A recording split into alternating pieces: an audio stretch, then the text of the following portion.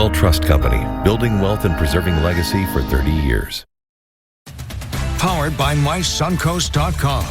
ABC 7 News at 11 starts now. A family is still fighting for justice 2 years after a young man's shooting death is dismissed. Why they say his killing wasn't a case of stand your ground. Plus, a city commissioner gives an emotional PSA after two of his cousins are shot. Why he emphasizes the importance of tipsters.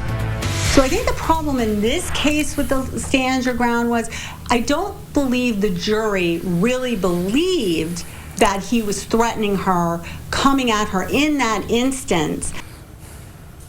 A little over 24 hours ago, a jury finding Ashley Benefield guilty of manslaughter.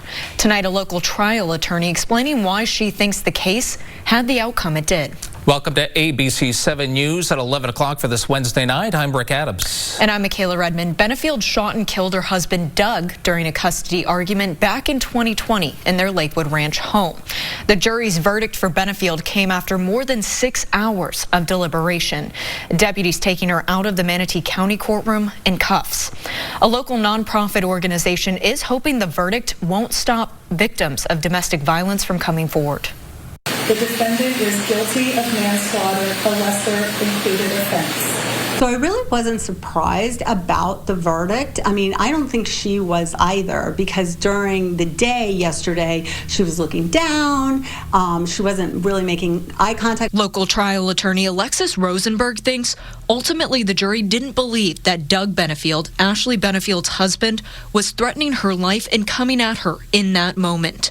Rosenberg says that's exactly what you need to prove the stand your ground defense, which Benefield was using. The jury of 6 made up of predominantly women, deliberating for hours and even sending this message to the judge saying they did not want to go home for the night. Having the women on the jury, ultimately, I mean, it may have been to her benefit in the sense that she got the lesser charge. I think the reason that the attorneys wanted, at least on the defense side, more women is they were hoping that the women would understand or feel for a mother who was trying to protect her child.